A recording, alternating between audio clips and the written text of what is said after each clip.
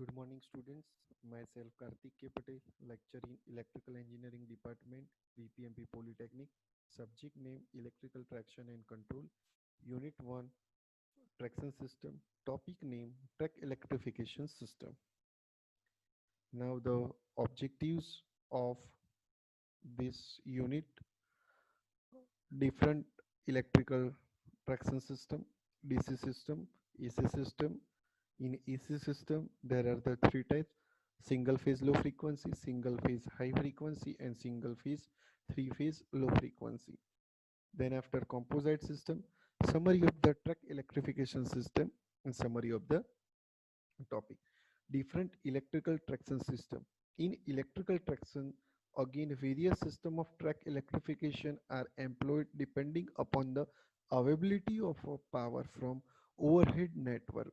The various system of track electrification can classify as follow. First one is a DC system. In the DC system, the DC power supply are used. Second one is a AC system. In a AC system, there are the three types of power supply. First one is a single phase low frequency AC system. Second one is single phase high frequency AC system. And third one is three phase low frequency AC system. And third one is a composite system.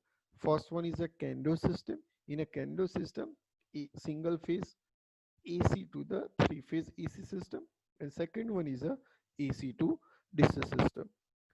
The, these all three systems step by step we are study. First one is a DC system. So in a DC system, the DC traction unit use the direct current drawn from the either a conductor rail system. A second one is a overhead line. The most popular line voltage for the overhead line supply system is 1500 DC volt to the 3000 DC volt. 600 volt DC to the 750 DC volt range is used for the tramway and trolley buses system. You see the screen, the block diagram of DC system. તો DC system ની અંદર power from national grid substation કે national grid substation માંથી 33 kV to the 132 kV supply 50 hertz frequency સાથે collect કરવામાં આવે છે. એ સપ્લાયને traction સબસ્ટેશનની અંદર પાસ કરવામાં આવે. હવે traction substation AC to DC converting substation, આ સબસ્ટેશનની અંદર એસી સપ્લાય જે આવે છે એનું ડીસી સપ્લાયની અંદર કન્વર્ઝેશન થાય છે. આ માટે રેક્ટિફાયર અને ફિલ્ટર સિસ્ટમનો યુટિલાઇઝ કરવામાં આવે છે. અને આ જે પ્રોડ્યુસ થયેલો DC supply according to the requirement 600 volt, 750 volt, 1500 volt yeah 3000 volt પ્રમાણે ટ્રાન્સમિશન લાઇનની અંદર ટ્રાન્સફર કરવામાં આવે છે. અને આ ટ્રાન્સમિશન લાઇનમાંથી પેન્ટોગ્રાફનો યુટિલાઇઝ કરીને સપ્લાયને કલેક્ટ કરવામાં આવે છે અને એ ડીસી લોકોમોટિવની અંદર ફ્લો કરવામાં આવે છે. અને ડીસી લોકોમોટિવની અંદર ડીસી સિરીઝ મોટરનો યુટિલાઇઝ કરવામાં આવે છે, જે આપણી આઈડિયલ રિક્વાયરમેન્ટ ટ્રેક્શન સિસ્ટમની જે છે એને ફૂલફિલ કરે છે અને એના કારણે મિકેનિકલ એનર્જી પ્રોડ્યુસ થાય છે અને ડીસી લોકોમોટિવ ટ્રેક ઉપર રન થાય છે. આ જે ડીસી સિસ્ટમ છે એના માટે સ્પેશિયલ ડીસી ટ્રાન્સમિશન લાઇનની રિક્વાયરમેન્ટ રહે છે, જેના કારણે સબસ્ટેશનની ઇનિશિયલ કોસ્ટ વધારે હોય છે. એટલે આપણે જોઈએ તો 600 વોલ્ટ જે છે એમાં સબસ્ટેશનનું ડિસ્ટન્સ કેટલું હોય છે? 3 to 5 કિલોમીટર. અને 1500 વોલ્ટ ટુ 3000 વોલ્ટ હોય તો 15 કિલોમીટરથી લઈને 40 કિલોમીટર ડિસ્ટન્સ હોય છે. અને આ ક્યાં યુટિલાઇઝ થાય છે? ટ્રામવે અને ટ્રોલી બસીસની અંદર અથવા મેઇન લાઇન સર્વિસ સ્ટેશનની અંદર આ સિસ્ટમનો યુટિલાઇઝ કરવામાં આવે છે. એટલે એક્ઝામની અંદર પૂછાય તો આપણે આ બ્લોક ડાયાગ્રામ ડ્રો કરવાનો, ઈચ બ્લોકને સમજાવવાના, ધેન આફ્ટર આ ટેબલ ડ્રો કરવાનું. એની પછી જોઈએ તો advantages and disadvantages of DC system. તો એડવાન્ટેજીસ શું છે? તો સૌથી પહેલું, આપણી જે આઈડિયલ રિક્વાયરમેન્ટ છે જેની અંદર high starting torque, smooth braking system, spot speed torque characteristic, એ બધી શું થાય છે? ફૂલફિલ થાય છે. મેન્ટેનન્સ કોસ્ટ શું છે? લેસ છે. High acceleration and retardation system best છે. ડિસએડવાન્ટેજીસ જોઈએ તો એની અંદર શું છે? સબસ્ટેશનની કોસ્ટ જે છે એ વેરી હાયર થાય છે. દેટ મીન્સ કે ઇનિશિયલ કોસ્ટ શું છે? વધારે છે. અને નંબર ઓફ સબસ્ટેશન વધારે યુટિલાઇઝ થાય તો લેન્ડ ઓફ ધ કોસ્ટ એ પણ શું થાય? ઇન્ક્રીઝ થાય છે. હવે એપ્લિકેશન, તો આ જે સિસ્ટમ જે છે એ ટ્રામવે, ટ્રોલીબસીસ અને ડીસી લોકોમોટિવની અંદર યુટિલાઇઝ થાય છે. Now AC system. AC system that means કે ઓલ્ટરનેટિંગ સપ્લાય સિસ્ટમ, જેની અંદર સિંગલ ફેઝ સપ્લાય અને થ્રી ફેઝ સપ્લાય આવે છે. એ જ પ્રમાણે એનું ક્લાસિફિકેશન કરવામાં આવ્યું છે, જેની અંદર સિંગલ ફેઝ લો ફ્રીક્વન્સી જે છે એ 16 2/3 હર્ટ્સ યા 25 હર્ટ્સની અંદર કન્વર્ટ થાય છે. સિંગલ ફેઝ હાઈ ફ્રીક્વન્સી જે 2.5 કિલો હર્ટ્સથી લઈને 3 કિલો હર્ટ્સ સુધીની સપ્લાય ફ્રીક્વન્સી હોય છે. અને થ્રી ફેઝ લો ફ્રીક્વન્સી જેની અંદર 16 2/3 હર્ટ્સ સાથે સપ્લાયને ટ્રાન્સમિટ કરવામાં આવે છે. એની અંદર પહેલું આપણે જોઈએ single phase low frequency system. આ સિસ્ટમને સ્ટડી કરતા પહેલા આપણે એ જાણવું જોઈએ કે લો ફ્રીક્વન્સી કેમ કરવામાં આવે છે. તો એસી સિસ્ટમની અંદર સિંગલ ફેઝ એસી સિરીઝ મોટરનો યુટિલાઇઝ કરવામાં આવે છે. સિંગલ ફેઝ એસી સિરીઝ જે છે એનો પાવર ફેક્ટર જે છે એ વેરી લેસ છે. અને પાવર ફેક્ટર લેસ હોવાના કારણે પાવર લોસ વધારે થાય, જેના કારણે એફિશિયન્સી જે છે વેરી લેસ જાય છે. તો આપણે એસી સપ્લાયની ફ્રીક્વન્સીને લો કરીએ, જે 25 હર્ટ્સ અથવા 16 2/હર્ટ્સની અંદર કન્વર્ટ કરીએ, ત્યારે પાવર ફેક્ટર ઇમ્પ્રૂવ થાય છે. અને પાવર ફેક્ટર ઇમ્પ્રૂવ થવાના કારણે મોટરની એફિશિયન્સીની અંદર વધારો થાય છે. વોલ્ટેજ રેગ્યુલેશન છે એ બેસ્ટ આપે છે, જેથી આ સિસ્ટમમાં સિંગલ ફેઝ લો ફ્રીક્વન્સી કરવામાં આવે છે. એટલે તમને એવો ક્વેશ્ચન 2 માર્ક્સની અંદર પૂછાઈ શકે કે single phase low frequency system કેમ યુટિલાઇઝ કરવામાં આવે છે. તો તમે એની અંદર આન્સર લખી શકો છો કે જ્યારે એસી સપ્લાયની અંદર એસી સિરીઝ મોટરનો ઉપયોગ કરવામાં આવે છે, ત્યારે તેનો પાવર ફેક્ટર જે છે એ વેરી લેસ હોય છે. એ પાવર ફેક્ટરને કિંમતને વધારવા માટે સિંગલ ફેઝ લો ફ્રીક્વન્સી વાળો સપ્લાય જ્યારે આપવામાં આવે છે, ત્યારે પાવર ફેક્ટરમાં વધારો થાય છે અને પાવર લોસની અંદર ઘટાડો થાય છે, જેથી એફિશિયન્સીની અંદર વધારો થાય છે. આ કારણે single phase low frequency સપ્લાયનો utilise કરવામાં આવે છે. હવે સિંગલ ફેઝ લો ફ્રીક્વન્સી જે સપ્લાય છે, તો એ કયા વોલ્ટેજ રેન્જની અંદર આપવામાં આવે છે? તો પહેલું જે છે એ 15 kV એસી અને સેકન્ડ વન શું છે 25 kV એસીનો યુટિલાઇઝ કરીને ફ્રીક્વન્સીને હાફ અથવા 1/3 કરીને સપ્લાય ફ્લો કરવામાં આવે છે. એક્ઝામની અંદર પૂછાય તો આ બ્લોક ડાયાગ્રામ તમારે ડ્રો કરવાનો છે, જેની અંદર power supply from national grid, that means કે હાઈ વોલ્ટેજ લેવામાં આવે છે. જે હાઈ વોલ્ટેજ રેન્જ છે એ 33 kV થી લઈને 132 kV 50 હર્ટ્ઝ ફ્રીક્વન્સી સાથેનો સપ્લાય ટ્રાન્સમિટ કરવામાં આવે. એની પછી આપેલું છે ફ્રીક્વન્સી કન્વર્ટિંગ સબસ્ટેશન. તો ફ્રીક્વન્સી કન્વર્ટિંગ સબસ્ટેશનની અંદર ફ્રીક્વન્સીને ઘટાડવામાં આવે છે અને એ ફ્રીક્વન્સી ઘટાડીને એના માટે ફ્રીક્વન્સી ચેન્જર નામના ઇક્વિપમેન્ટનો યુટિલાઇઝ સબસ્ટેશનની અંદર કરવામાં આવે છે. અને એ ફ્રીક્વન્સી જ્યારે ઘટે છે તો એ 16 2/હર્ટ્સ 3 હર્ટ્સ યા 25 હર્ટ્સની અંદર કન્વર્ટ કરવામાં આવે છે. અને એ supply by use of the overhead transmission line ત્યાંથી લોકોમોટિવની અંદર ટ્રાન્સફર કરવામાં આવે છે. અને લોકોમોટિવ જે છે એ પેન્ટોગ્રાફની મદદથી ઓવરહેડ ટ્રાન્સમિશન લાઇનમાંથી સપ્લાય કલેક્ટ કરે છે. પછી એ લોકોમોટિવની અંદર આવે છે. લોકોમોટિવની અંદર સ્ટેપ ડાઉન ટ્રાન્સફોર્મર પ્લેસ કરેલું હોય, એ સ્ટેપ ડાઉન ટ્રાન્સફોર્મર સપ્લાયને સ્ટેપ ડાઉન કરે અને એની પછી by use of the control panel, જેની અંદર એસી સપ્લાય ને પ્યોર એસી સપ્લાયની અંદર હાર્મોનિક્સની ઇફેક્ટને રિમૂવ કરવામાં આવે છે અને એની પછી એસી સિરીઝ મોટરને સપ્લાય આપવામાં આવે છે, જેનાથી મિકેનિકલ પાવર પ્રોડક્શન થાય છે. એટલે આ બ્લોક ડાયાગ્રામના ઈચ બ્લોકને તમારે સમજાવવાના થાય. એની પછી નેક્સ્ટ જે આપેલું છે સિંગલ ફેઝ હાઈ ફ્રીક્વન્સી એસી સિસ્ટમ. તો આ જે સિસ્ટમ છે એ કોલ માઇન્સની અંદર અથવા ઓઇલ રિગાર્ડિંગ જે કંપનીઓ છે, પેટ્રોલિયમ રિગાર્ડિંગ જે કંપનીઓ છે, જેની અંદર ઓવરહેડ ટ્રાન્સમિશન લાઇનનો યુટિલાઇઝ આપણે કરીએ તો સ્પાર્કિંગ ઇફેક્ટ થાય છે. જો સ્પાર્કિંગ ઇફેક્ટ કોલ માઇન્સની અંદર થાય અથવા ઓઇલ ઇન્ડસ્ટ્રીઝની અંદર થાય તો ફાયર થવાની શક્યતા વધારે છે. તો એને રિમૂવ કરવા માટે આ સિસ્ટમનો યુટિલાઇઝ કરવામાં આવે છે.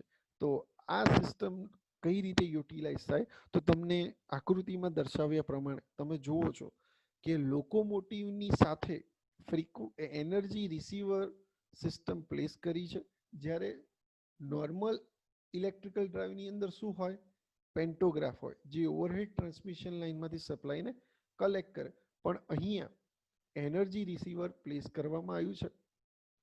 એની આજુબાજુ high frequency generating frequency supply એ કંડક્ટરની અંદર ધેટ મીન્સ કે કેબલની અંદર ફ્લો કરવામાં આવે. અહીંયા હવે કંડક્ટર યુટિલાઇઝ થતો નથી, પણ શું યુટિલાઇઝ થાય છે, કેબલ યુટિલાઇઝ થાય છે, જેનાથી સ્પાર્કિંગ ઇફેક્ટ થાય નહીં અને જેના કારણે કોલ માઇન્સ અથવા ઓઇલ ઇન્ડસ્ટ્રીને નુકસાન જાય નહીં. એથી ઓવરહેડ લાઇનની અંદર કેબલનો પ્લેસ કરવામાં આવે છે અને એ કેબલની સાથે સિરીઝમાં કેપેસિટર લગાડવામાં આવે છે. કેપેસિટર શેના કારણે લગાડવામાં આવ્યા છે કે વેરી હાઈ ફ્રીક્વન્સી સિસ્ટમ હોય તો સપ્લાયને બેલેન્સ કરે અને હાર્મોનિક્સની ઇફેક્ટ હોય તો એને રિમૂવ કરે અને પાવર ફેક્ટરની ઇફેક્ટને ઇન્ક્રીઝ કરે. તો એના માટે કેપેસિટરનો યુટિલાઇઝ કરવામાં આવ્યો છે. હાઈ ફ્રીક્વન્સી જનરેટરનું ફંક્શન શું છે, સપ્લાયને હાઈ ફ્રીક્વન્સીની અંદર કન્વર્ટ કરવું, like as 2.5 kilo hertz, 3 kilo hertz, 4 kilo hertz. એ સપ્લાયની અંદર સપ્લાયને કેબલની અંદર ટ્રાન્સમિટ કરવામાં આવે છે. જ્યારે હાઈ ફ્રીક્વન્સી વાળો સપ્લાય કેબલની અંદર ટ્રાન્સમિટ થાય ત્યારે કેબલની આજુબાજુ મેગ્નેટિક ફિલ્ડ જે છે એ પ્રોડ્યુસ થાય છે. એ મેગ્નેટિક ફિલ્ડની ઇફેક્ટને એનર્જી રિસીવર કલેક્ટ કરે છે, જેના કારણે એનર્જી રિસીવરમાં તમે જોશો કે કોઇલ આપેલી છે. એ કોઇલની અંદર મેગ્નેટિક ફિલ્ડની ઇફેક્ટના કારણે ઈએમએફ જનરેટ થાય છે અને એ ઈએમએફ સપ્લાય નીચે બાય યુઝ ઓફ કેબલ નીચે આવે છે, જેની અંદર આપણે રેક્ટિફાયર અને ફિલ્ટર સિસ્ટમ ગોઠવી છે. રેક્ટિફાયર શું કરશે, ઓવરહેડ ટ્રાન્સમિશન લાઇનમાંથી જે સપ્લાય આવે છે એને ડીસીની અંદર કન્વર્ટ કરશે અને એ ડીસી સપ્લાય જ્યારે રેક્ટિફાયર કન્વર્ટ કરે છે ત્યારે હાર્મોનિક્સની ઇફેક્ટ, સ્પાઇક્સની ઇફેક્ટ પ્રોડ્યુસ થાય છે. એના કારણે આપણે એલસી ફિલ્ટર મૂકેલું છે, જે ફિલ્ટર પલ્સેટિંગ ડીસીને પ્યોર ડીસીની અંદર કન્વર્ટ કરે છે અને એ પ્યોર ડીસી વાળો સપ્લાય ટ્રેક્શન મોટરને આપવામાં આવે છે અને તમારું લોકોમોટિવ રન થાય છે. એટલે આ જે સિસ્ટમ જે છે એ કોલ માઇનિંગ ઇન્ડસ્ટ્રીઝ, ઓઇલ ઇન્ડસ્ટ્રીઝની અંદર ઇન્ડસ્ટ્રીના સ્ટાર્ટિંગ પોઈન્ટથી લઈને 40 કિલોમીટર સુધીના એરિયામાં આ સિસ્ટમનો યુટિલાઇઝ કરવામાં આવે છે અને એની પછી 40 કિલોમીટર પછી આગળ જઈએ પછી એઝ યુઝ્યુઅલ રેગ્યુલર સિસ્ટમ છે ઓવરહેડ ટ્રાન્સમિશન લાઇનની સિસ્ટમ, એનો યુટિલાઇઝ કરવામાં આવે છે. એની પછી આપેલું છે 3 phase low frequency AC supply. તો 3 phase low frequency AC supply જે સિસ્ટમ છે જેની અંદર ફ્રીક્વન્સી 16 બાય હર્ટ્ઝ સપ્લાય સાથે 3 ફેઝ ઇન્ડક્શન મોટરને આપવામાં આવે છે. હવે 3 ફેઝ લો ફ્રીક્વન્સી સિસ્ટમ કેમ યુટિલાઇઝ થાય છે, કારણ કે સિંગલ ફેઝ ઇન્ડક્શન મોટર અને 3 ફેઝ ઇન્ડક્શન મોટરની સાઇઝની અંદર ઘણો ઘટાડો જોવા મળે છે, જેના કારણે ટ્રેનના એન્જિનની સાઇઝ જે છે એ કોમ્પેક્ટ થાય છે. એટલે 3 ફેઝ ઇન્ડક્શન મોટરનો ઉપયોગ કરવામાં આવે છે.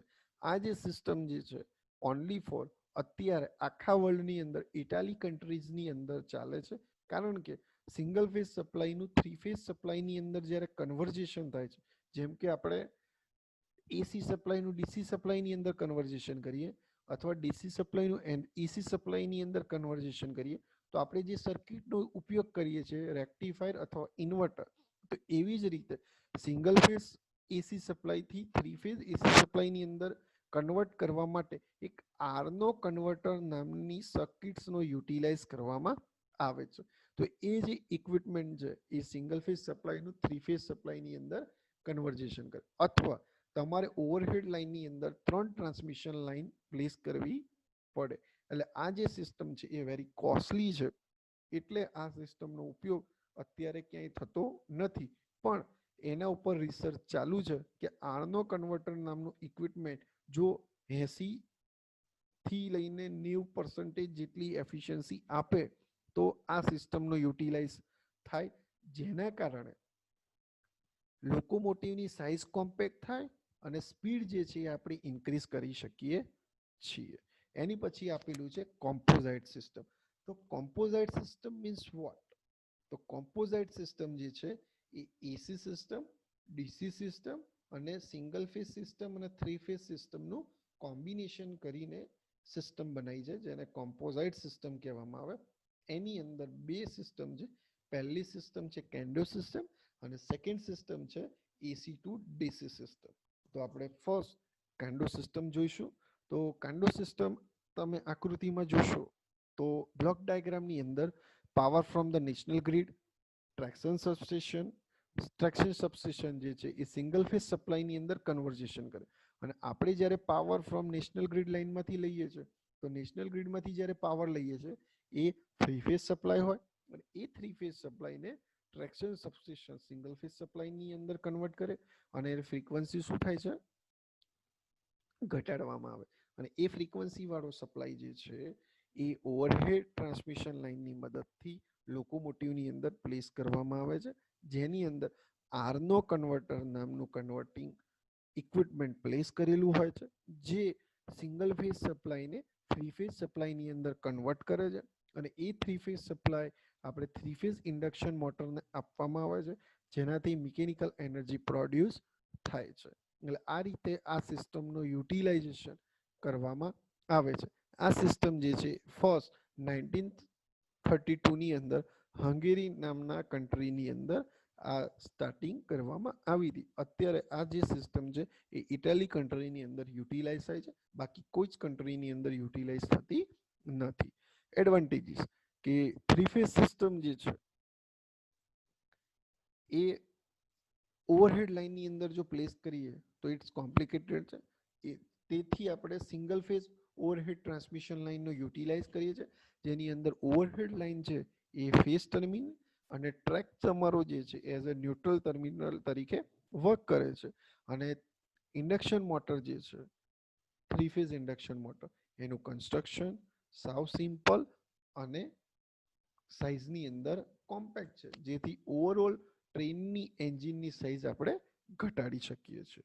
એની પછી આપેલું છે single phase AC to DC system. તો આ જે સિસ્ટમ છે એ નથિંગ બટ જે ડીસી સિસ્ટમ હતી એની એ જ સિસ્ટમ છે, પણ ઓવરહેડ લાઇનની અંદર આપણે સબસ્ટેશનની કોસ્ટ અને ઓવરહેડ ટ્રાન્સમિશન લાઇનની કોસ્ટ ઘટાડવા માટે આપણે અહીંયા સિંગલ ફેઝ એસી સિસ્ટમનો યુટિલાઇઝ કરીએ છીએ, જેના કારણે તમે કોઈ પણ જગ્યાએ એસી સપ્લાયની અવેબિલિટી ઇઝીલી હોય, જ્યારે ડીસી સપ્લાયની અવેબિલિટી વેરી લેસ હોય, જેના કારણે સ્પેશિયલ ડીસી સબસ્ટેશન તમારે પ્લેસ કરવું પડે છે. એટલે અત્યારની આખા ઇન્ડિયાની દરેક ઇલેક્ટ્રિકલ ટ્રેક્શન સિસ્ટમ જે છે એ આ સિસ્ટમ ઉપર વર્ક કરે છે, single phase AC to DC system. Advantages આપણે જોઈએ તો ઓવરહેડ કેટેનરી સિસ્ટમનો સપ્લાયનો કંડક્ટરનો જે ડાયામીટર છે એ આપણે ઘટાડી શકીએ છીએ.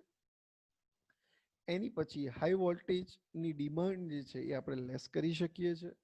કંડક્ટરની સાઇઝ, લાઇનની સાઇઝ, લાઇન સપોર્ટિંગ સ્ટ્રક્ચરની સાઇઝ એ બધી જ આપણે શું કરી શકીએ છીએ? રિડ્યુસ કરી શકીએ છીએ.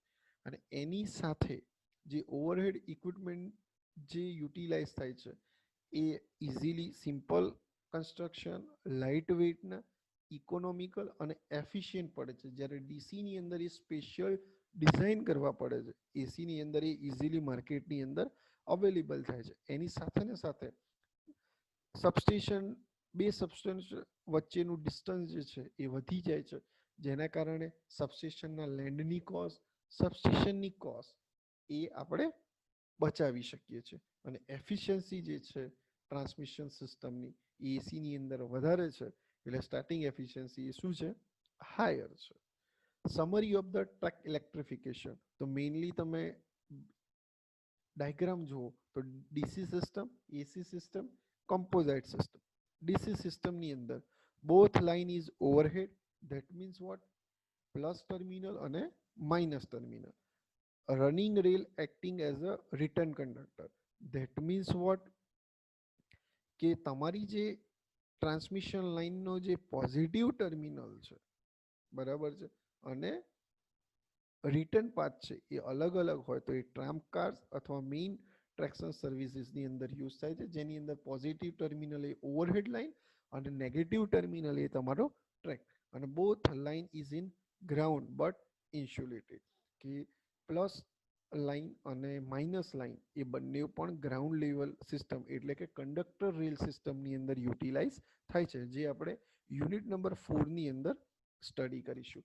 એની પછી છે એસી સિસ્ટમ. તો એસી સિસ્ટમની અંદર single phase system, three phase system. Single phase સિસ્ટમની અંદર single phase low frequency, single phase high frequency and three phase system, અને એની સાથે Kando system, three phase, single phase to three phase system. અને composite system જે છે, જેની અંદર AC to DC system and single phase to three phase સિસ્ટમનો utilise કરવામાં આવે છે. તો આ સેશનની અંદર આપણે કયા કયા પોઈન્ટ્સ કવર કરીએ? પહેલું છે electrical traction system, types of track electrification, DC system, AC system and composite system. તો યુનિવર્સિટી એક્ઝામ માટે પહેલો 2 માર્ક્સનો ક્વેશ્ચન જે છે એ ટાઈપ્સ ઓફ ટ્રેક ઇલેક્ટ્રિફિકેશન, 3 માર્ક્સનો જે ક્વેશ્ચન છે એ single phase low frequency, single phase high frequency અને as well as composite system જે છે, જેની અંદર કેન્ડો સિસ્ટમ અથવા કોમ્પોઝાઇટ સિસ્ટમ. કોમ્પોઝાઇટ સિસ્ટમ પૂછાય તો બંને સિસ્ટમ તમારે લખીને ડ્રો કરીને સમજાવવાની થાય છે. Thank you very much.